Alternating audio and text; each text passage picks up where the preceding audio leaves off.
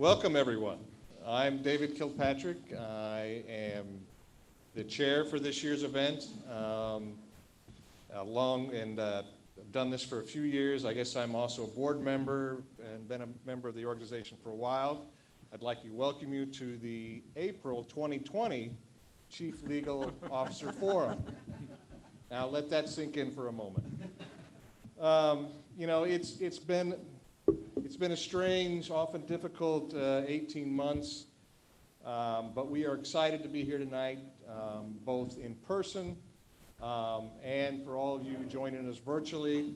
So we are really happy you can be here because we've got a great panel with an interesting topic, and I think you're really going to enjoy this evening. Before we get started, though, I'd like to take care of one housekeeping item. Tell you about the upcoming event that we have, which is our annual meeting, also known as our Golf Spa event, which will be September 30 at the Four Seasons this year. So I hope that, you know, if you haven't registered, I think there are some spots left, at least for golf. I'm not sure about the spa because that usually sells out within the first 30 minutes. But, you know, we are doing this both online and, you know, in person. We did over 50 events virtually last year, so we really are trying. There's a lot of space here tonight, so people can spread out. There's also a lot of good food and drink, so please take advantage of that. So moving on to that, I would like to also note that the valet is also complimentary. Just mention ACC, and your valet will be comped for the evening. So with that, I'd like to move to introducing our panel and our moderator this evening. You know, starting off with a big, huge thanks to DLA Piper. This is our 5th year of our partnership for this event. It's my first year not being up here with my partner in crime, Rob Hoffman, who I'd like to acknowledge, who's done this for the last 4 years. That way I don't have to read his extensive bio anymore either. So, but instead, Mark Katz, who is the managing partner of the DLA Dallas office, has graciously stepped up. Mark is a labor and employment trial attorney for DLA with 27 years here in Dallas. And with that, I'm going to turn it over to Mark.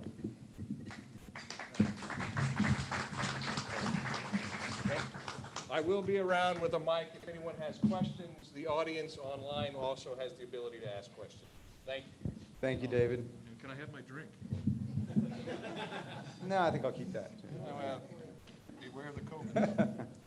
Thank you. I do want to thank David, Tim Alford, Susan Harvey, and the ACC for organizing this event for us and letting us come here and present on this topic. We're very excited to do that, and as David mentioned, we have a fantastic panel. Thank all of you who were here in person and those attending via Zoom. I will say for the people on Zoom, I'm looking out at the pool here at the hotel. There is an open bar, so you still have about 90 minutes to get down here in person. We had the panelists and David and Tim and Susan. I had dinner last night just to talk about some of these issues, and I will say that they absolutely know how to have a good time, and I suspect that they may be at the bar after the event is over. So another plug for those who want to come in person, but a treat for those who have come. So I'm gonna briefly introduce our panel. And one of the great things about having such an esteemed panel is I think they're so well known they need very little introduction, but we've got Tanya Johansen. Tanya's got a really unique and diverse background and is going to have a great perspective on the issues we're talking about today. She was the former general counsel of the Beck Group, has also in private practice, very accomplished litigator, and is actually also a fair amount of transactions as well. So can speak on these issues from every end. David McAtee, who's is Senior Executive Vice President and General Counsel for AT&T. He's been with AT&T for about 10 years, and prior to that time, he was a litigation partner at Haynes & Boone here in Dallas, and had a sophisticated trial practice there. We also have John Reynolds, who's Executive Vice President, Chief Legal Officer, and Secretary of Fluor Corporation, where he has been in a variety of capacities since 1985 and was recently elevated to the Chief Legal Officer. And so we're excited to have him. And last but not least, we're doing this alphabetically, not in order of importance. We have Ron Shuff, who was the General Counsel for FlowServe, Senior Vice President and General Counsel of FlowServe from 1988 until 2013, at which time he made all of us jealous by retiring, and now is an adjunct professor at SMU as well, and we're very excited to have Ron as well as all the members of the panel, so maybe give him a little round of applause. And again, thank you so much for being here. So our topic today, one of the prior panels that we had was entitled Getting to Yes. And that had to do, we addressed issues for problem solving, negotiation strategy. So this year we thought we would do Getting to Know, N-O.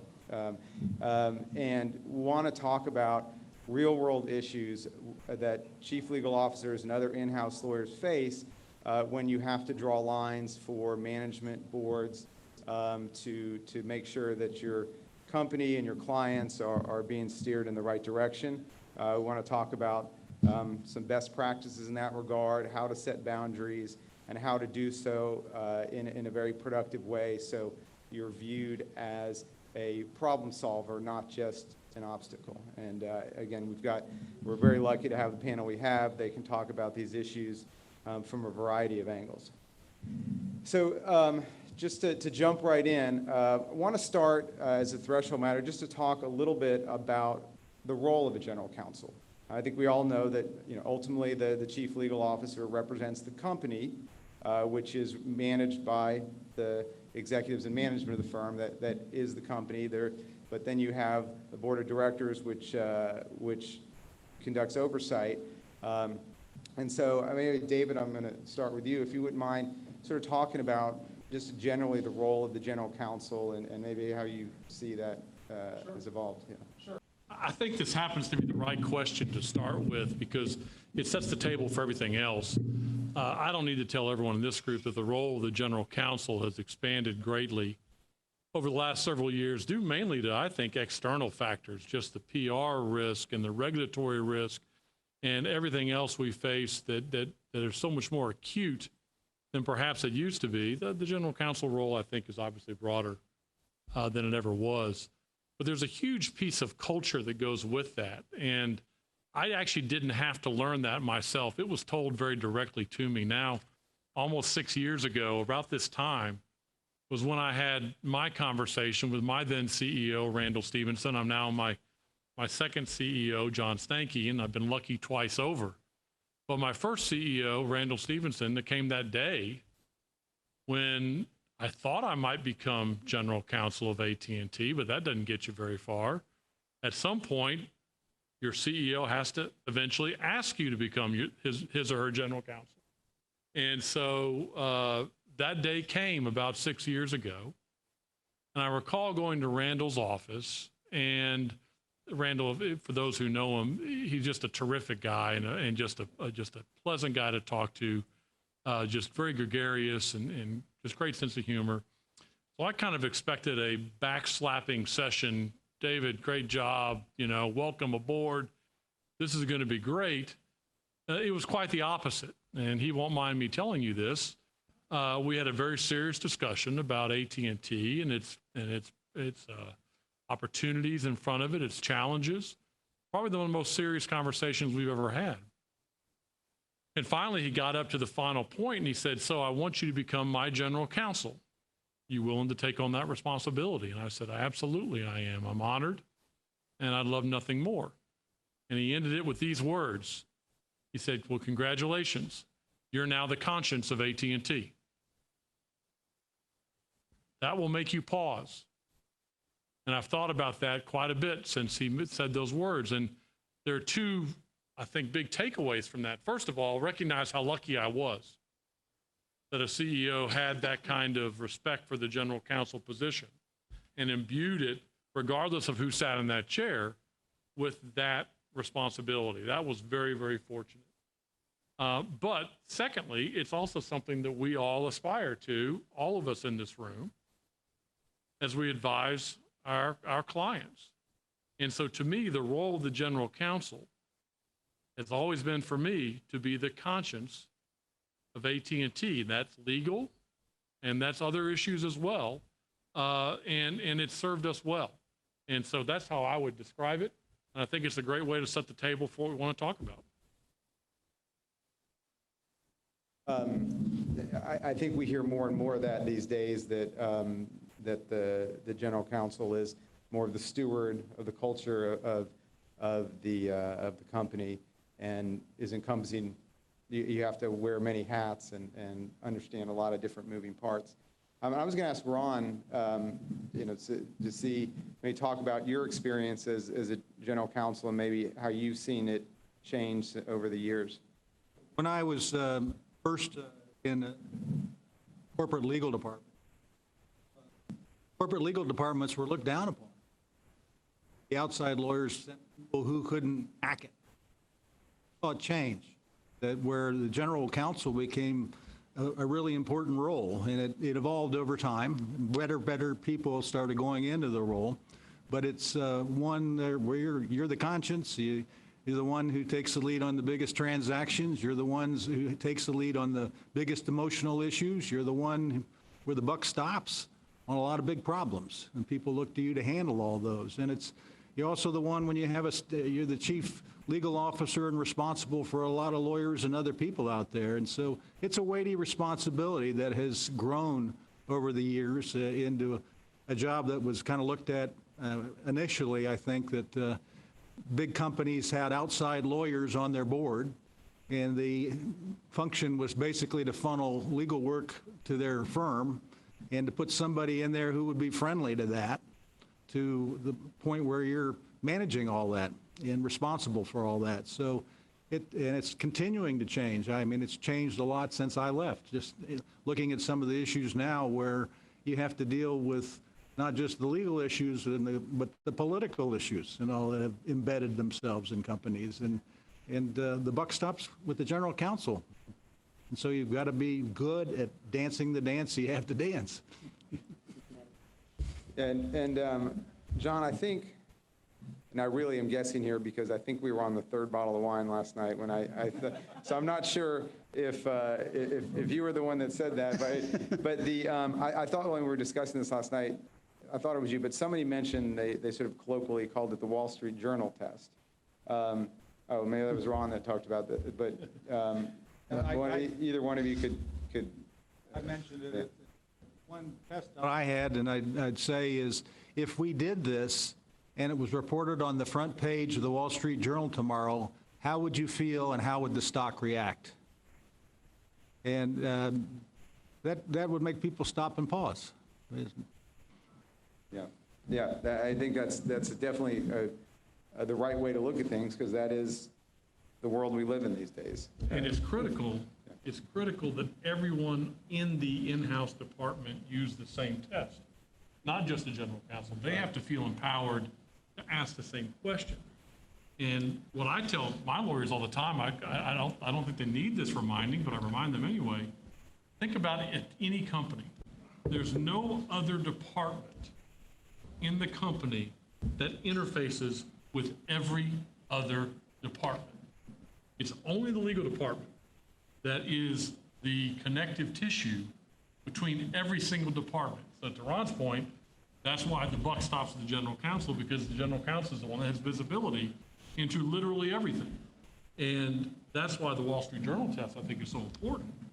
Not just the general counsel position, but throughout the organization, because that's the question that has to be asked all the time. And hopefully, by asking that question, it doesn't get elevated to the general counsel level, so we have to say no. It's already been vetted, and the wiser heads have prevailed at the junior level. Right. John, No, I was just going to say that my experience is different than several of the ones up here. I mean, I've been with one company for about 36 years, so I've really gone throughout the whole life of that company. But you know, I had the privilege of working with Carlos Hernandez, who some of you may know, just a tremendous individual and a great mentor.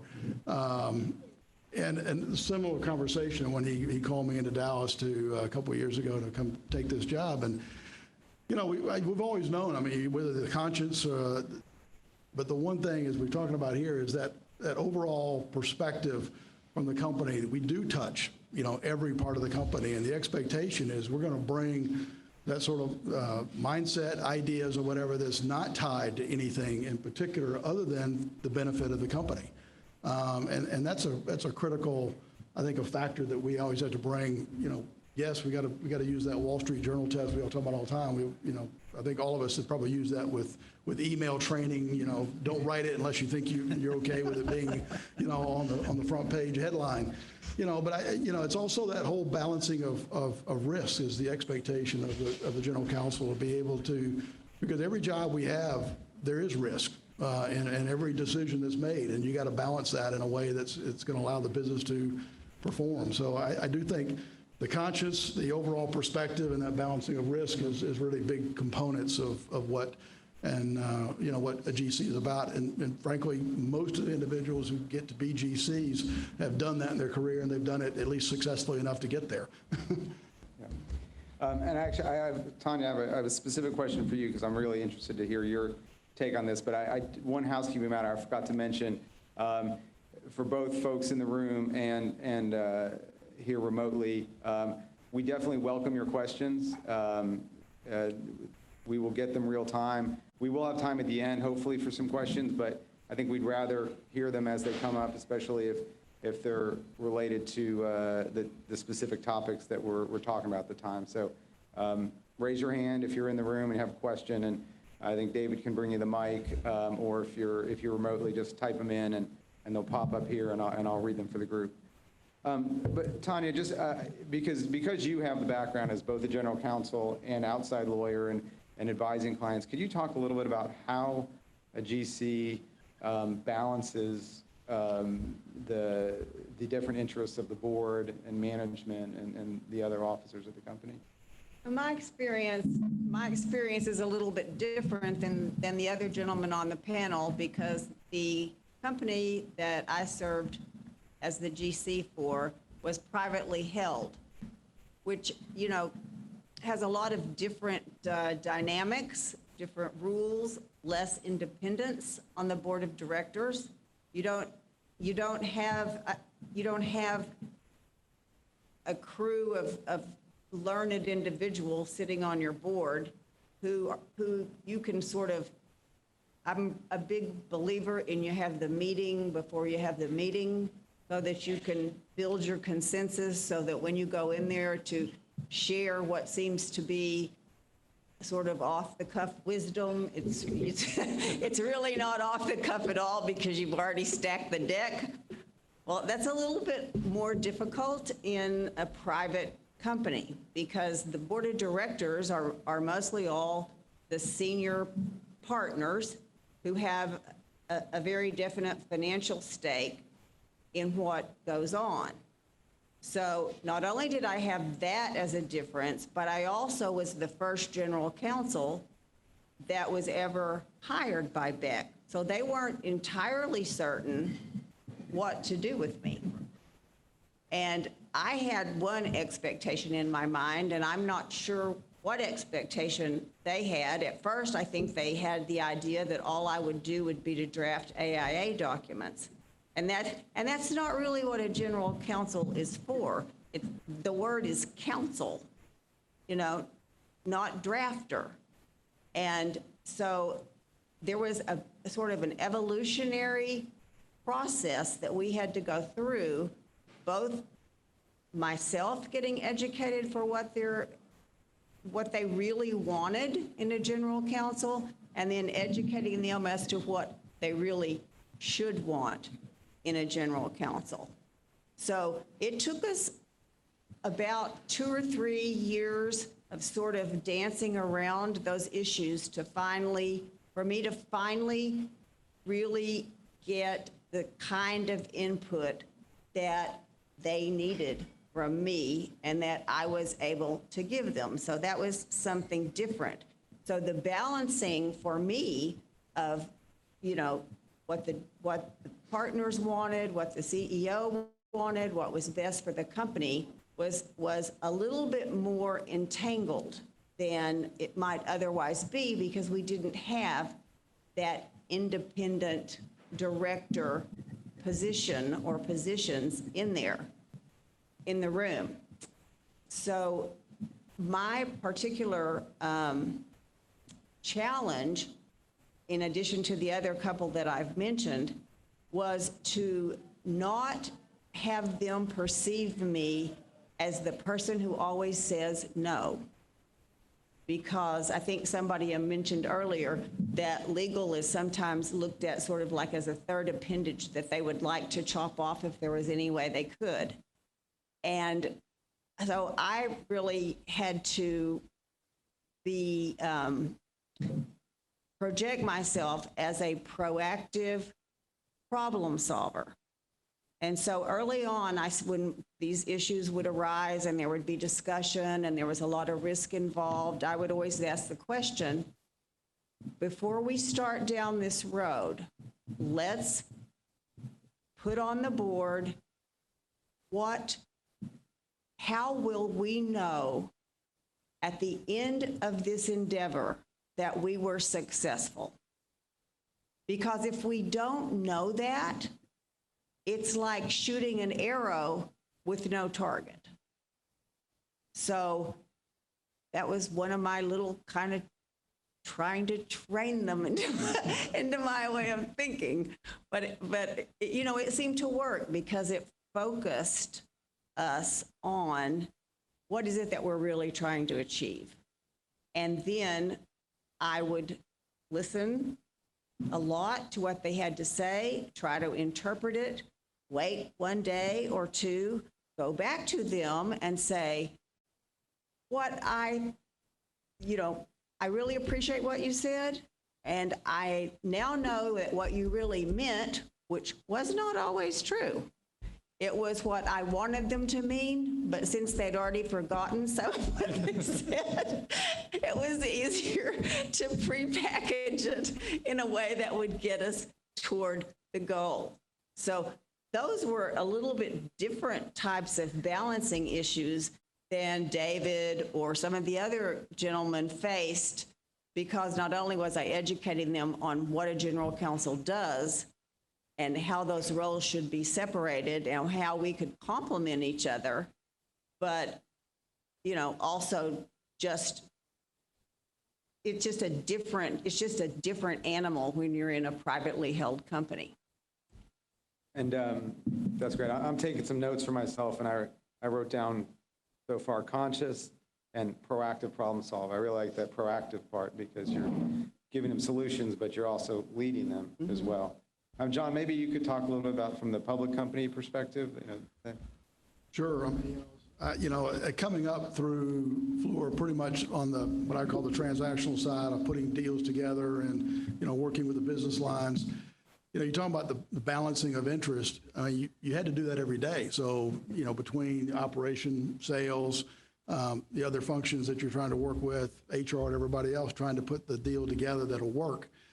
I just really took that and used that as a same model with respect to how I address senior management as well as the board, and try to make sure that the main thing I always look at it is there a good understanding of what everybody's trying to achieve, and it's a little bit like you said. What is the end game that everybody's trying to get to? So that's part of it, and what role are each of us trying to play in that, so that when we're trying to get to either the finish line or a completion of a deal, we do know what that looks like. We know what the role everybody has. And I think with the board and the management is the same thing. You got to have a good understanding of what those roles are. Part of that is, and the other is, the way to get that a little bit is really transparency. You've got to really communicate and over-communicate, particularly with the board, because the board is somebody who's coming in once a quarter. They're getting information. They're getting a lot of information. And you really need to go out of your way to make sure they understand what we're trying to ask them to do at the end of the day. Because nobody likes surprises. Nobody likes to be brought at the last minute, asking, make a decision without having all that information. So a lot of transparency between the management and the board to make sure that, you know, decisions can be made and that you get to the place where you want to be. And one of the things that we do is around, I always say, whether you're doing a deal and everybody sits around and you sort of have an alliance meeting whereby everybody really decides what of each of us are going to achieve in this negotiation. Well, with the board or with the management, you know, it's a little bit like orientation. I mean, you've got to really have a good orientation with your board, and even with new management coming in, making sure they each know what that role is, and a clear understanding of that. So, you know, I think, you know, how you address that and how you balance that, you know, one is making sure that communication is clear, transparency on disclosures, and then I think that really helps making sure that, you know, we're not really stepping on each other's toes as we move forward. And Ron, I wanted to ask you about, I'm sorry. Oh. Can you wait for the mic so the folks at home can hear us? Thank you. By the way, this is really interesting. I'm so glad you guys are doing this because it's very helpful to me, and I'm sure everyone else here. So, David, you talked about being the conscience of AT&T, and I'm thinking, that sounds pretty cool, but you're talking about the conscience of one of the largest companies in the world. Seems like a lot of pressure. Yeah, that thought hit me as well. Right. And I'm wondering, and Mark knows why I'm wondering this because I have this own issue in my own professional career right now. How do you set boundaries? How does your team know what issues are worthy of bubbling up to you and what they have to handle on their own? Because you just can't, it's not humanly impossible for you to do it all. So how do you set those boundaries? That's been another model change. I think it's common in a lot of larger in-house shops. The old way used to be, and it worked really well, the old way was the entire legal department is structured so that information flowed to the top, and the all-knowing, all-seeing general counsel would make the decision, and then the job, even at the officer level, was to go then execute that decision. And it worked really well for a long time. When I became general counsel, I knew that would not work in this environment in which we're in. I'm just a big believer in empowerment. And so you're right, I can't know everything going on. And if I tried to, I would undoubtedly fail at catching all the things I would need to catch. So we've been on a very, very deliberate path to push decision-making down and to empower others to make decisions based on the same test that we're going to talk about. And so we work on how do they get to know? How do they use proactive approaches to come up with the right answer? Because it's got to happen at least 3 levels down from me. And if I have to decide if that means it's necessarily a CEO issue or even a board issue, that's really the delineation. I tell my team that think of the company as 2 circles touching each other. This is the large AT&T, and right on top of that is the CEO and the board. And I call it the snowman. See? Big bottom, small top. I said, you guys take care of this part, I'll take care of this part, and everyone's going to be happy. And so that's, I can't take care of the big piece. They've got to be able to do it. And that requires a whole lot of training and a whole lot of transparency and information flow where I'm constantly telling them what's on my mind so that they know, okay, I've got the information from David that I need to make this decision, and I know David's going to back me up. And so I think it's a fundamental change from at least when I was working on the outside and I was working in legal departments. The big question was, okay, we got to package this up for the general counsel so we can get our direction and then we can execute.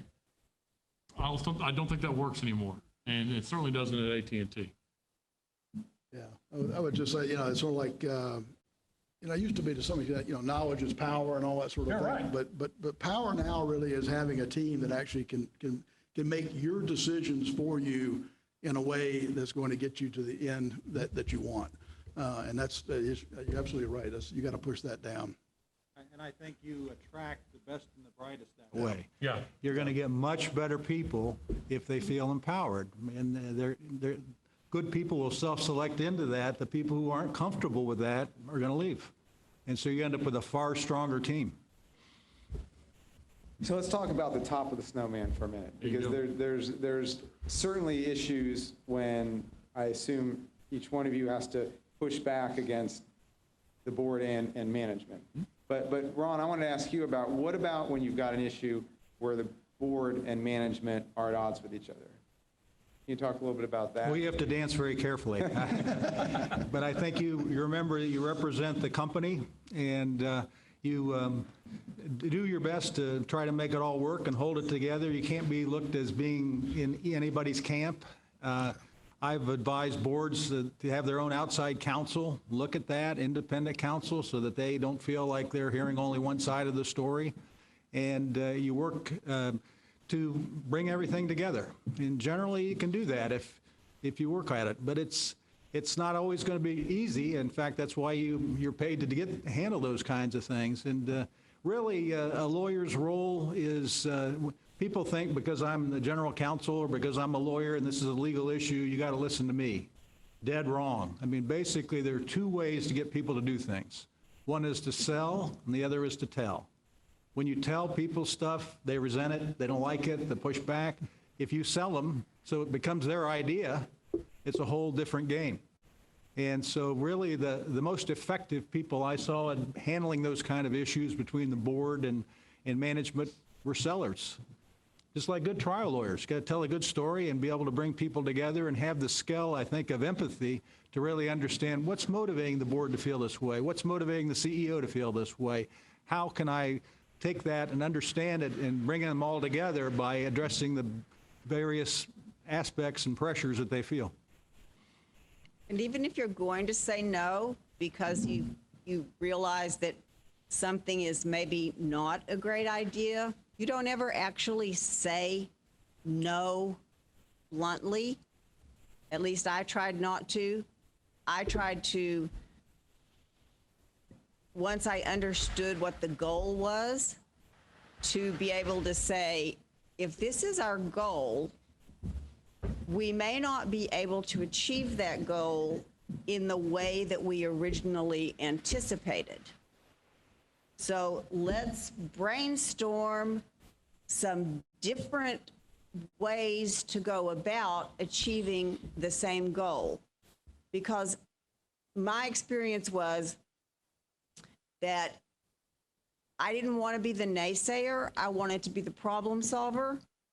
And by opening, identifying the goal and then opening it up for, more creativity in a proactive way, that a lot of times you could find a way to get done what you needed to get done. Not always, but at least, even if you couldn't, the CEO and the other stakeholders in the decision felt validated in their involvement in it. They didn't feel like you had mandated it. They felt validated, and they were satisfied with the decision that this was not the way to move forward.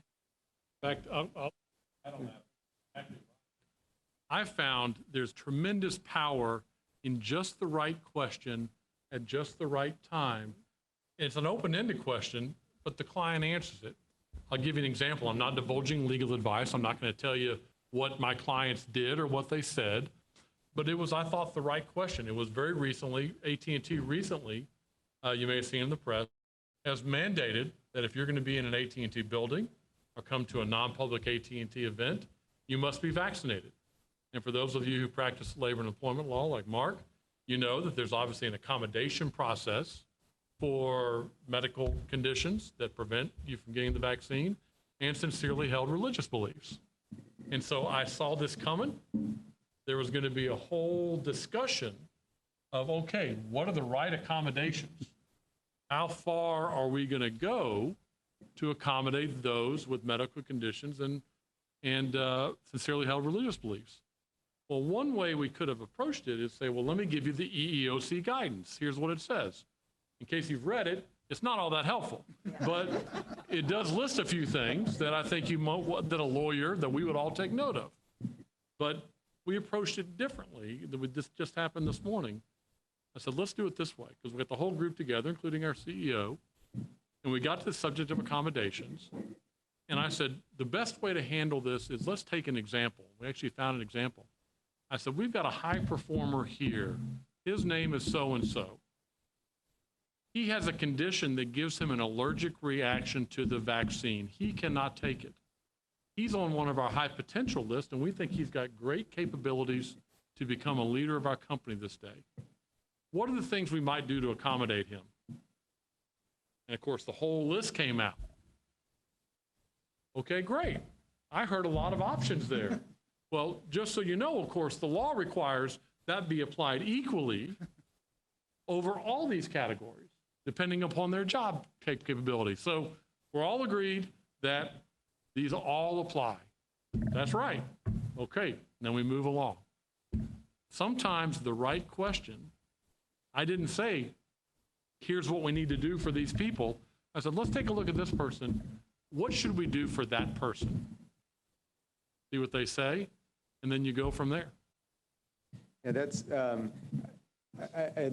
definitely, the way that both Tanya and David talked about how you communicate to management and the board can go a long way to solving these issues.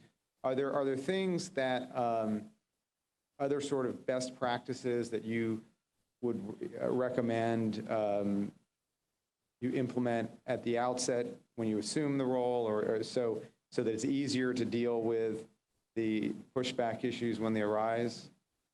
And I don't know, John, you want to jump in on that? Sure. I mean, I think, yeah, there are some, I mean, you've got to put some practices and, you know, policies, but also just some guidelines around what's important to the company.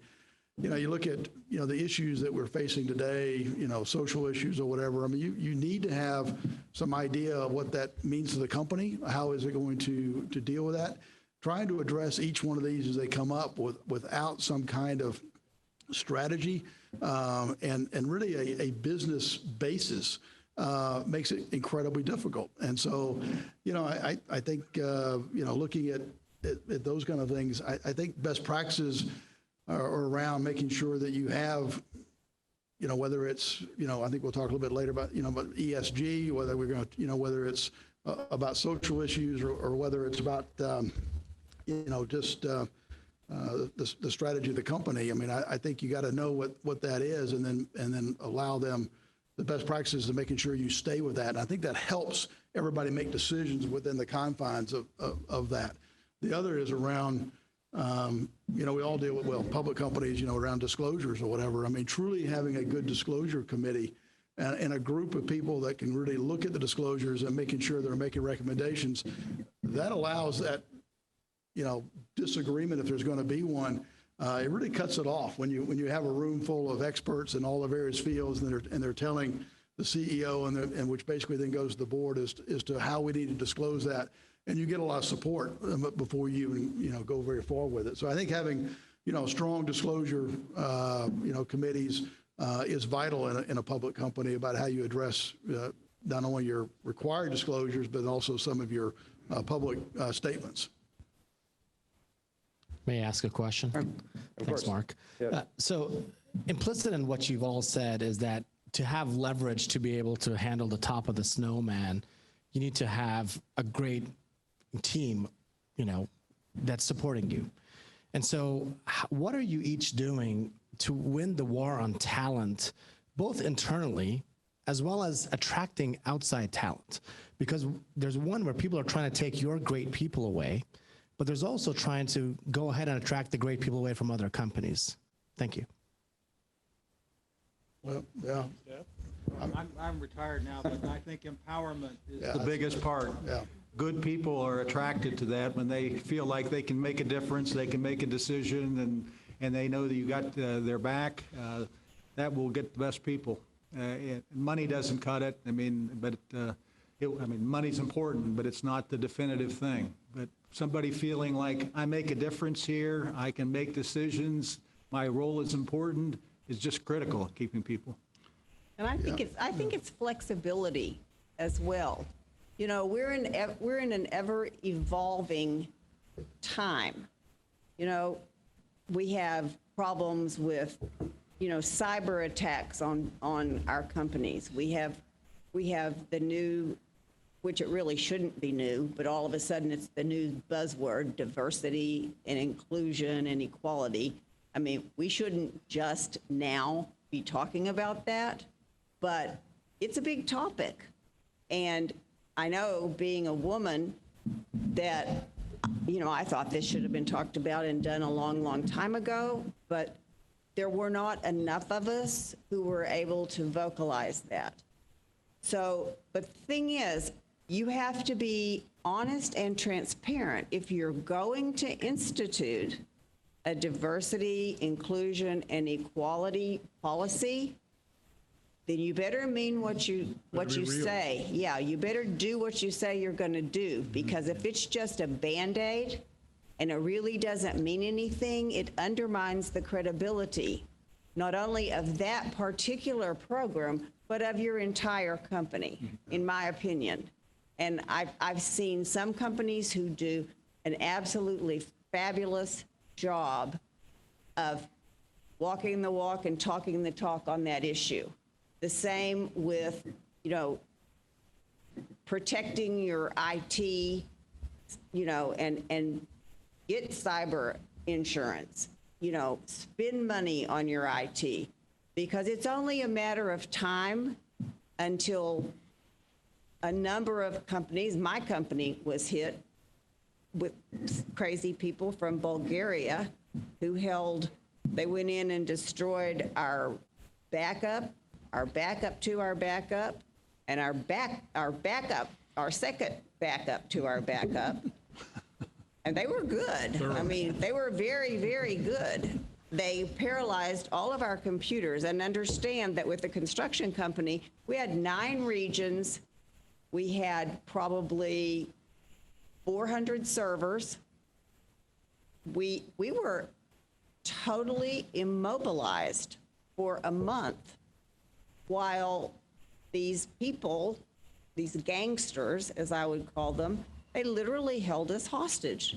And, you know, we called in the FBI and we did all these things, but part of it was our fault, because we had not invested in the top of the line IT provisions and strategies that we had been talking about investing in for several years, but we hadn't done it. It had fallen by the wayside, so we paid a price for that. So really, my point is that you also can attract top talent and retain them if you allow them to be on the forefront of forecasting what these new you know, strategies and tendencies are going to be. Because, you know, I didn't really think about IT as such a high priority thing, and it became very apparent that it was. And so, I mean, I just think you have to give people an opportunity, create an environment where people feel like they are empowered to come in and make suggestions and point things out and get involved in creating these new initiatives. I think at the end of the day, listen, I was at Haynes and Boone for 17 years and I loved it. I just thought it was fantastic. But at the end of the day, I think companies have an opportunity, corporate legal departments have an inherent advantage and can build a better place to work than most law firms. Not for everybody, different strokes for different folks, but you can build a better environment in a legal department. I think you've got that advantage. I'll give you one example I share because it may be relevant to all of you as you're thinking about the return to the workplace process. At AT&T, throughout the entire 250,000 person employee body, we grouped people into 3 categories. Either you were remote, which meant you came to the office at most 1, 2, 3 times a month, maybe 0 times a month. Or you were at the other end of the spectrum, you were office, which meant you came to the office 4 or 5 days a week. or you're in the middle and you're a flex. And so that meant you came pretty much every week, but not necessarily every day. We didn't make those determinations based on individual people. We based them on what their jobs were. Which jobs should be remote, which jobs should be office, and which jobs should be flex. Well, it came time for the legal department to decide, okay, who's going to go into which buckets. To the empowerment point, we made the decision that, you know what? I've got a total of 45 vice presidents. Those 45 vice presidents each support different clients in different parts of the world that have their own areas in which they work. And we empowered those 45 vice presidents to allocate their team members as they wish, with the one goal being, you know what the charge is. The charge is to have a highly effective team. How you allocate people to get to that goal is up to you. And so as a result, you got 45 different people here who have 45 different approaches to how they're going to make that allocation, but they do it based on their own circumstances and what they think will be most effective for their team. That seemed to make sense to me. What I didn't know at the time was, and I think we talked about it earlier, people responded to that and said, oh my gosh, I can't believe you vested that authority in me. My team's happier, I'm happier, we're getting more done than ever. This is terrific. That's something that's much easier to do in a corporate legal department than in a law firm. In a law firm, God love them, and I loved it for 17 years, what's the first thing that would be said? It is, wait a second, that's not equal. We got to treat everybody equally. Well, in the corporate law department, your clients are all different. You should have variation depending upon the client. So I share that just because I know a lot of people are thinking about how do we kind of approach return to the workplace. I really advocate some decision-making being pushed down on that. It worked out really well. I would add that I think corporate legal departments have a big advantage in not having the billable hour criteria. Because I recruited people and they were just so happy to get out of that and just get it done and get it done right. I don't care how many hours. If you spend less hours getting it done, that's fabulous. And they seem liberated by that and very attracted to the corporate legal department. So it's a big advantage in recruiting. That doesn't make any sense to me. But I'll trust your advice on that. Yeah, the only other point I'd make, I guess, is, when we recruit, folks to come in, I mean, one is they immediately think that their lifestyle will be different. Well, maybe it is, maybe it's not. I mean, depending on what they end up, doing and from our, the workload, we stay pretty thin, so the workload is pretty high. But what we can give them, when we talk about the empowerment, it's really a part of something more than just doing legal work. And most of the folks that we recruit and who do real well, they come in because they want to be part of a business team. And they want to be part of providing legal advice, but also be part of business solutions and looking at and being part of what we do. And Fluor, we build stuff. I mean, and so for a lawyer, that's pretty cool. I mean, because most of the time lawyers just get to push paper. So as I've done, seminars out talking to people in classrooms and stuff. I mean, you get to be part of things that actually come out of the ground, and that's pretty good. And so, we use that a lot, and as far as people being part of that and getting to go to projects, getting to really see how things are done. So it's a different kind of work, and it's a little bit more than just providing legal advice on areas.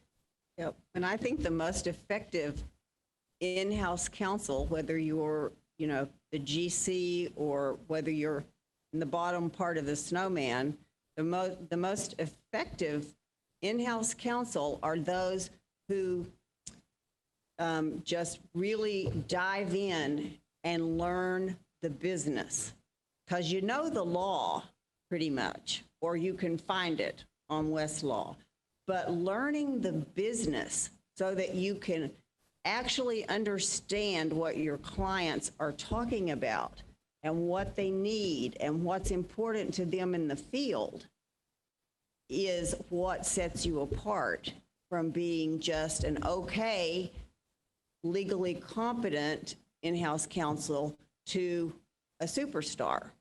So, I didn't know that much about steel girders and, all that stuff, but I learned. I of course got myself a pink card hat because I feel like my femininity should be apparent at all times. And I also always wore colored nail polish that matched whatever the building was. And they used to give me a lot of grief about that, but it was in a good-natured way. But, the only thing I refused to do was climb the crane and get up in that little crane thing. That was asking too much. I would have had to make a lot more money before I did that. But the point being, you have to be able to understand what they're facing in the field. Because you can tell them all day, oh, you need to send this notice, you need to do this, you need to do that from a legal standpoint. But if you don't understand what they're facing in the field every day, you're not really as good a counselor as you could be. At least that's my opinion. And I may just to state something that's probably obvious, but I presume that for what we're talking about today, when you have to push back on management and board, if you don't have a full understanding of the business, it's sort of a non-starter, right? They can dismiss you. Yeah. You don't get it. Yeah. You don't get it. Yeah. Yeah. Yeah. Is there any tips that you all have for how you went about learning the respective businesses of your companies? You dig in. I mean, you talk to the operating people, you show interest. They love to talk about the business. And if you're willing to sit and listen, they love to have that. And over time, you learn. Yeah. I shadowed different employees at different levels. So the bottom level is like, the basic engineer. So I've shadowed a couple of them for couple of weeks. Now, not every day, but I didn't understand what they did. And I would sit with them and I'd say, okay, explain to me why this matters and why you do it this way.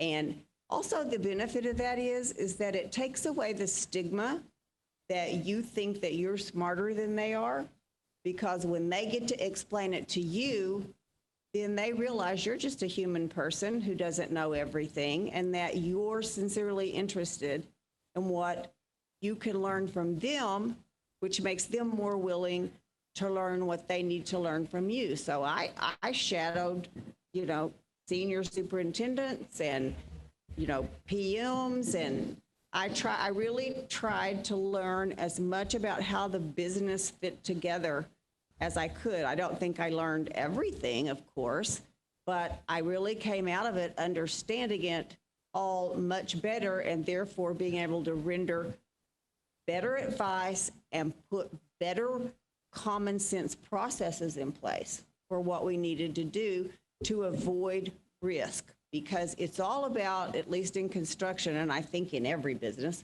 it's all about shoving the risk down to the lowest level so that it doesn't reside with you.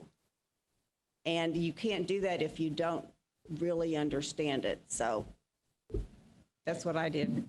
So, Tanya, I'm going to steal your term about proactive problem solving, but ask also a follow-up to, you mentioned earlier cybersecurity and some of the higher profile political type issues now. I think, David, you talked about the vaccination stuff. What do you all see as your responsibility or role in being proactive on those issues, or do you wait until the business folks come to you to try to address those? Well, I had a kind of I guess a trusted group of the trusted segment of the business guys at different levels, and I would try to sit with them and forecast as much as possible what their concerns were and what they thought the upcoming issues might be. And IT was one of them. Diversity was one of them, because as you can imagine, in the construction world, there the women are definitely outnumbered by the men, and the women quite often felt that they weren't given equal opportunities to progress up the ladder at the same pace. Now, whether that was true or it wasn't true, they needed to have a voice in being able to say that. And they needed to have someone in a higher position who could carry it forward because they didn't want to be labeled as a rabble-rouser. So I did that, and then I think you also have to have very sincere conversations with your CEO and your upper management about how is this going to look? The public relations being tried in the court of public opinion is often not a very good thing. And so if you know something's good, I mean, I can give an example. In construction, you are required, particularly if it's a government project, to have a certain, number of, I don't know, women-owned businesses, minority-owned businesses, and all these sorts of things. And there's a quota. And even if you can't meet the quota, you have to show that you've used your very best efforts to do that. Well, we got criticized by a couple of minority groups of small companies that we were not utilizing them in the ways that we should have. And that was a big deal. So we had to figure out how were we going to avoid a blow up of very negative publicity on that issue. Now, I don't profess to know how to do that, but I do know how to find out who's the best person who knows how to do that and to hire them and get them their counsel. So to me, it's sort of forecasting. Proactive is forecasting and listening a lot. I learned a great trick early on, just stumbled onto it, and I use it all the time now. Both Randall and my current CEO, John, they both, I'm sure most CEOs are like this, they're really interested not only, of course, in our business, but they're interested in the industry, and they're interested in the business of business. And so all the time I try and find things where something bad happened to somebody else and shoot them a note, or just when we're having lunch or just playing golf or something, just say, hey, did you see such and such? I was looking into that, and what they did was X, Y, and Z. Let's make sure that if this ever happens to us, let's make sure we don't do that. And you kind of plant that seed, and it's completely non-offensive. It's not about getting to know or getting to guess. It's just talking about the industry. And then later you can come back, and it's happened several times, and say, well, guess what? We got the same thing. Now we know what to do. And so the path is already tread. And I do the same thing with the board. Less so. The time is shorter. But if there's something big that happens in the industry, a big cybersecurity incident that's in our industry, I talk to the board about it. And I'll say, look, they did it right. Here's what they did, and here's why they did it. Or you know what? I'm not sure I would have suggested we do it that way. We might have done it differently. But here's what our fundamental point of view on that is. Just get it out there. Everyone takes it, I think, very well, and then you rely on it later. So, tip I learned a long time ago. I don't want to say, I mean, the whole, our company, the whole social issue, sort of outward facing statements and positions, for us is really new. I mean, we're still learning about how to address that. We don't sell products to the public. I mean, so having that sort of public face all the time is really new. And that's where I think you're right. You have to really look at what others are doing. But as I mentioned earlier, you've got to have a little bit of a strategy about trying to look forward about what those things might be as they come up and figure out which ones are important to you as a company, which ones fit into your core values, and about how you're going to respond to those. But I think you do. You really got to try to stay ahead of that as best you can, because it's been coming fairly fast and furious the last couple of years. No doubt. Well, you got to do all those things, but you have to have a good relationship too. I mean, what I've learned is that if you don't have a relationship, you put rules in, you get rebellion. If you have a relationship, you put rules in, you can get some good results. When you're trusted and when they've seen, and you're not perceived as Dr. No or the business prevention department, but someone who's solved problems in the past, when you do have to say no, you got credibility. And the relationship helps give you that credibility. Without a relationship, it's just not going to work. It's all people, all about people. Always has been, always will be. And so in that regard, John, you mentioned a few minutes ago about ESG considerations, and that's certainly something that we see in the law firm side, we see clients asking about a lot more, and obviously it's a changing regulatory scope. But how are those issues that you all are dealing with in this way and actively talking to management and boards about? Well, there's no doubt. I mean, ESG is truly a hot topic, and that's no pun intended. And from our perspective, it's everywhere you read. I mean, I don't care what magazine you look at. Every board member you have is getting inundated with articles, with positions, with statements about where they need to be, where your board should be. So they're getting a lot of data around ESG, which then they bring back and are looking to try to implement and try to figure out how that fits in. And again, I think I mentioned earlier, that's when you really got to have a strategy around what's important to you and what things you're going to try to achieve. Otherwise, you can be just run over with respect to the various, agencies that want you to do one thing or another, the rating as far as not only how you're going to get rated, but then what are the things you're going to disclose on and which things you're going to track. From my perspective, looking at it, I mean, for most of the things that I've looked at, it's all around environment, around the greenhouse gases. But global warming, and then the other one, the big one for the board, is the board diversity. So those are the two big ones that are at least coming in to us with our board members pretty regularly. We track and address all the various groups that are looking at ESG matters. Everything from you got SASB, you got GRI, you got the World Economic Forum, you've got TCFD. All of those do something a little bit different. I mean, you can track all that stuff, and it's really difficult to come up with answers. So you have to really kind of pick and choose where you're going to be. I think I know the SEC has put out some guidance and is looking to get some information in, and on the one hand, be careful what you ask for. Maybe we're going to get some guidance, which may not be great.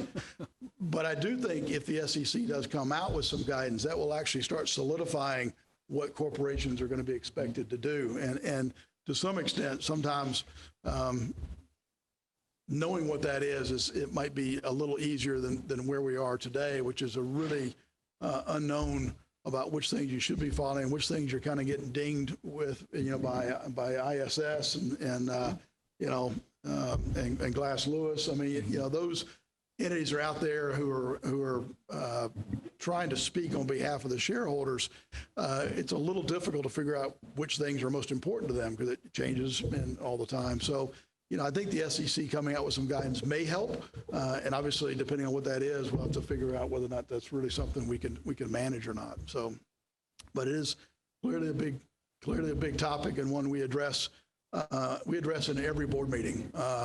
We have that under our governance committee, and we have a ESG topic that's addressed in every governance committee, and then we basically have an annual meeting with the whole board whereby we go through our sustainability report and where we are and what we're trying to achieve as we move forward. So it's clearly a big topic.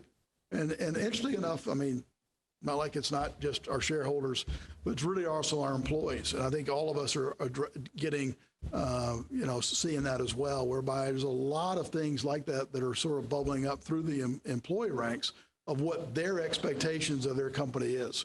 And that's a change. So, we're trying to address that. Do you have a question? Did David abscond with the microphone? Well positioned at the back. Yeah, 'cause we want people on Zoom to be able to hear it as well. I made the mistake of sitting in the back.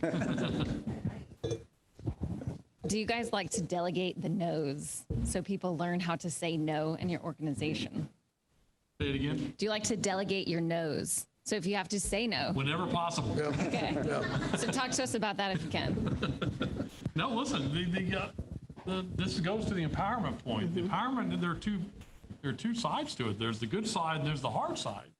But yeah, I absolutely expect my officers, my vice presidents, and even my assistant vice presidents that you're the one who's going to say no. Now, the trick is they need to have the information necessary to say no in a principled way.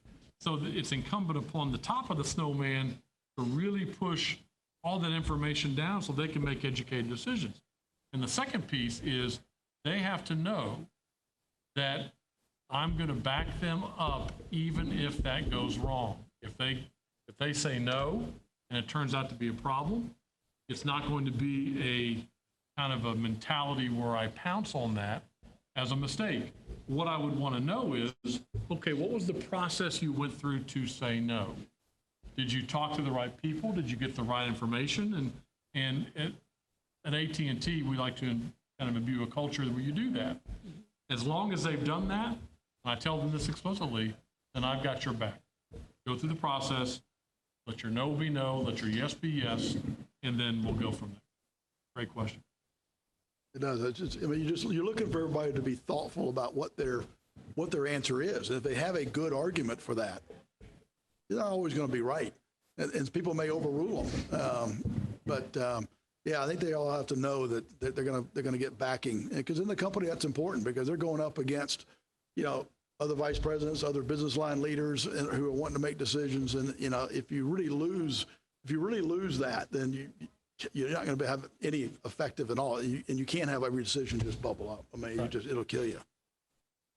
And I'm not doing this as a pitch for work, but is there a role for outside counsel in that process, or do you think that you have more credibility if the opinions are coming from in-house from yourself?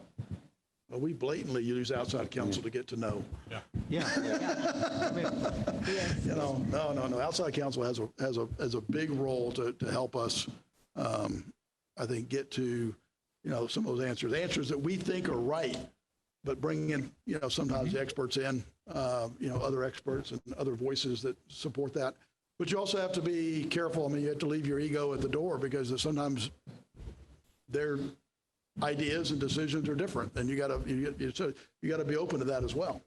Yeah, I think outside counsel can be very helpful. It's best not to challenge your boss one-on-one or in front of a group and that sort of thing. And maybe the best thing to do is say, that's interesting. Let me give it some thought. This is so creative. We're going to need some outside help to figure out how to do this. And then bring in someone from the outside. And it's one thing for you to tell your boss that it can't be done. It's another thing for an outside law firm to tell your boss that it can't be done. So you shouldn't rush to do that all the time. But if it gets critical, that's a very good tool in your toolkit to use. Great. So switch gears a little bit and just ask about back to sort of the role of the general counsel and maintaining potentially independence from different groups or processes that you've got, whether it's the board, whether it's compliance committee, audit committee. Can you talk a little bit about how you balance that? Maybe, David, you can give us the... Sure, just in terms of maintaining independence and credibility? Mm-hmm. Yeah. Yeah. At the end of the day, you have to be comfortable with the job that you're doing. You have to be comfortable with your decisions, and you have to be comfortable and have the rapport with those that you're working with to be able to express those decisions. It's okay sometimes for the client to say, you know what, I hear everything you're saying, but I'm willing to take some more legal risk than what you're recommending. It's okay. Legal risk is on a spectrum. And often we say, you know what, okay, I get that. here's how we can mitigate that legal risk. It's obviously compliant. It's compliant with the law. We never do anything that's not compliant with the law. But we all have situations where it's compliant, but there's legal risk associated with it.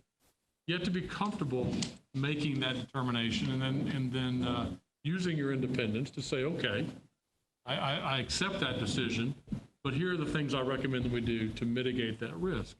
And you come to that right spot.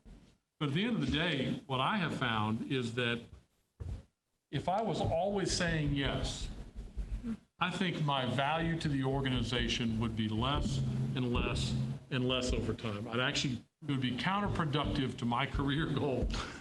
My career goal is to add value to the organization and to be someone whose opinion is taken seriously and is sought after. And so if you do what you think is right, based on all your training and your intelligence gathering, your value will grow over time.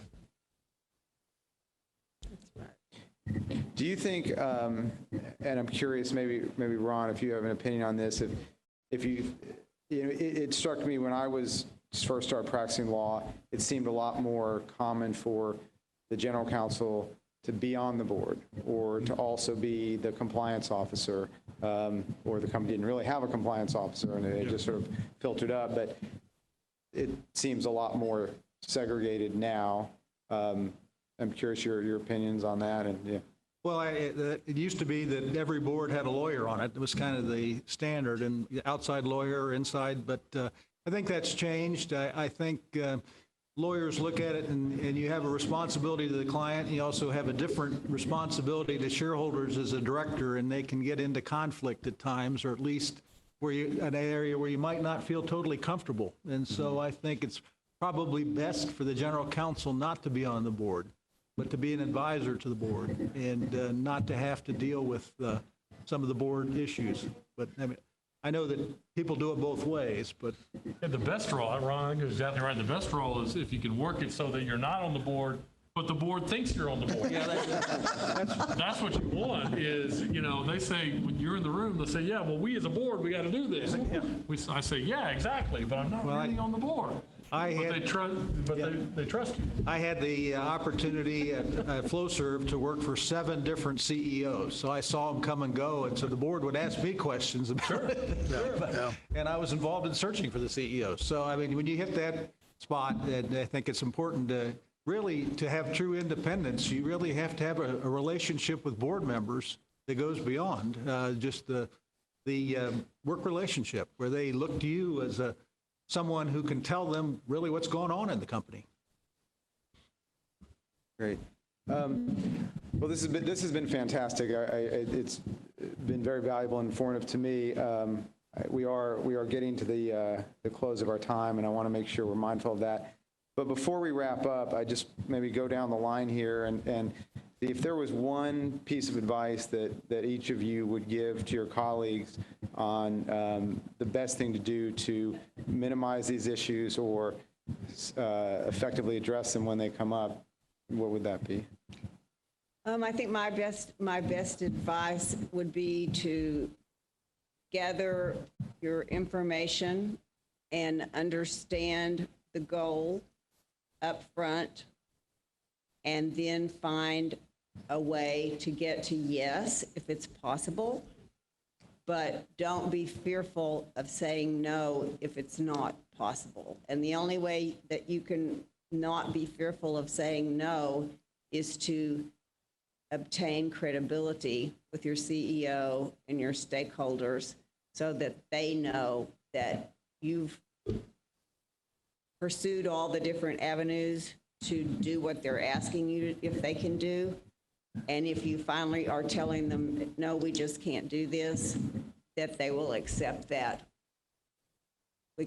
statement. Yep. Ron, I may steal yours because you said this earlier, but I thought it also. It's all about the rapport with those key stakeholders, with your CEO and with the board. It's built in the trenches when you really have the incoming fire. It's also built socially. It's just built with the time you spend with them. It's so much easier to be able to text board members and talk very informally with board members because of the time that you spend, and that just takes time. And so my advice is to bias yourself towards building that rapport, both in the trenches and also just socially, and to get to know their families and get to know them as human beings. I think, the one thing I would say is, I think listening. I mean, really go in to listen, to understand what people are saying, what their concerns are. And it's really part of that, building that relationship or whatever. But, the other advice is really retain your objectivity no matter what. And stay true to what you believe to be right, even though the answer in the room it may not be what everybody wants to hear. Because ultimately, if you stand up for that, you will build that credibility, over time. And that's the one, to me, is going to be critical as to whether or not you're going to be able to bring that value and be successful. I'd say you got to be the conscience, but at the same time, you got to sell. Right? You can't mandate, and you're going to have to figure out ways to handle people. And if you can't do that, you're not going to be successful in the job. Just pretty simple. And building that rapport and having that relationship is a big part of it, or it's a huge part of it. Without it, you'll fail. And that takes a lot of work. It takes knowing the business. It takes knowing the people. It takes having credibility because they've seen you do the right things in the past, and so that when you have to say no, it really means something. Makes sense. Well, I can't thank each of you enough. This has really been fantastic, and I know each of you has a lot of demands on your time, and for you to give us time here today has been... Actually, I'm retired, so well, I said demands on your I don't time. wear a coat and tie now unless somebody dies. So this looked like a pretty lively group, so I don't have to worry. Jealous. I will invite everybody here to corner these folks at the bar and pick their brains a little bit more. But, again, I want to thank each of you for doing that. I want to thank David and Tim and Susan and the ACC for letting us be here today. Thank you.